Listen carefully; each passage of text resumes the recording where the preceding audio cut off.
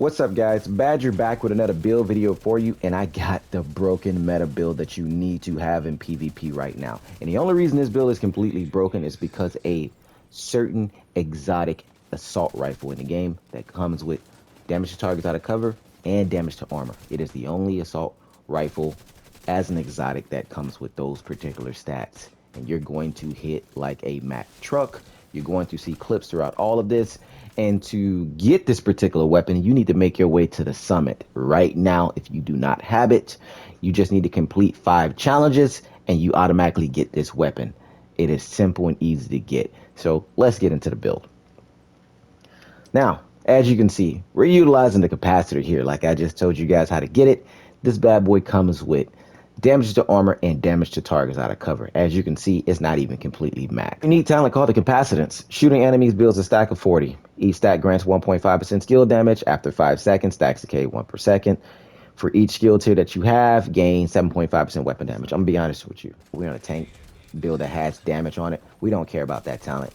What we care about the 2 main stats, which is damage to armor and damage to targets out of cover. That's what we care about. Now, for your secondary weapon, it could be any particular weapon of your choice. I'm using the shotgun, of course. And yeah, my shotgun is hitting, of course, in Dart Zone and Conflict. Now, for our mass, of course, we're using the Catharsis here, which has a unique talent called the Vicious Cycle. We're going to sum this up. Whenever you take damage, it's going to build to a cap of 30, which grants 1% weapon damage.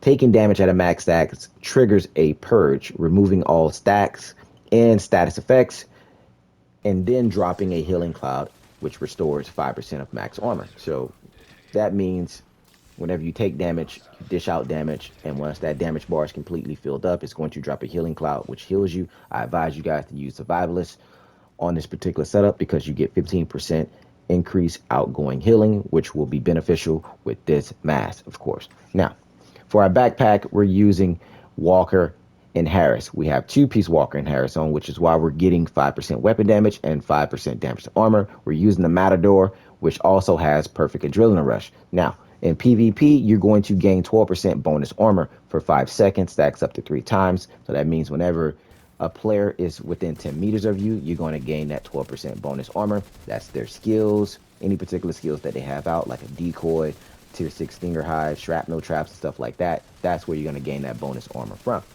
Now, if you do not have the perfect adrenaline rush, if you don't have it, or Matador in general, you can use any particular backpack of your preference that has adrenaline rush on it. You know, a lot of you guys in a DZ might have Companion on, of course, because Companion is mostly a DZ thing, which gives you 15% weapon damage whenever you are within 5 meters of an ally or your skills. So it's insane. Now, for our chest plate, as you can see, we have Unbreakable on, which is also giving us 50% armor back.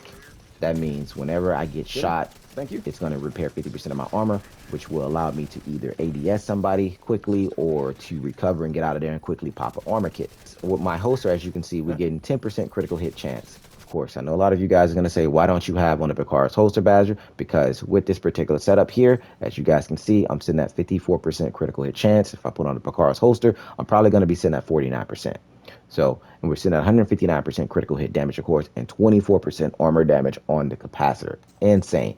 Now, if you want to make changes to that, if you want to be sitting at a 60 cap, you could get rid of the Fox Parrot knee pads, which are not needed, of course. So if I put on Group Pro knee pads, I'm sitting at 60% crit chance. I'm going to show you now 60% crit chance and 174% critical hit damage, which still will get the job done.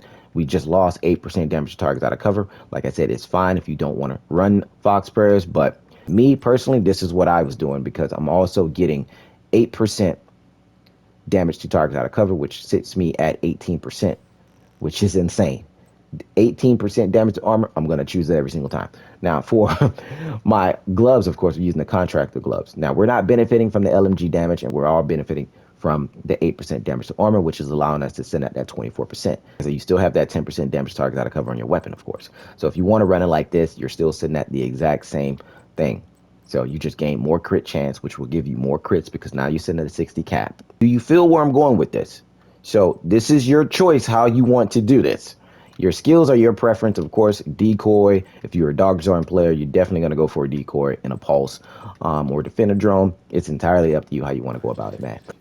Crazy, dangerous meta build in the DZ that everybody's running right now. Make it, and you will see that your play style will change and you will be killing players that you thought that you couldn't kill, even without expertise. This is Badger signing out. I'll see you in the next one. Be breezy. I'm out.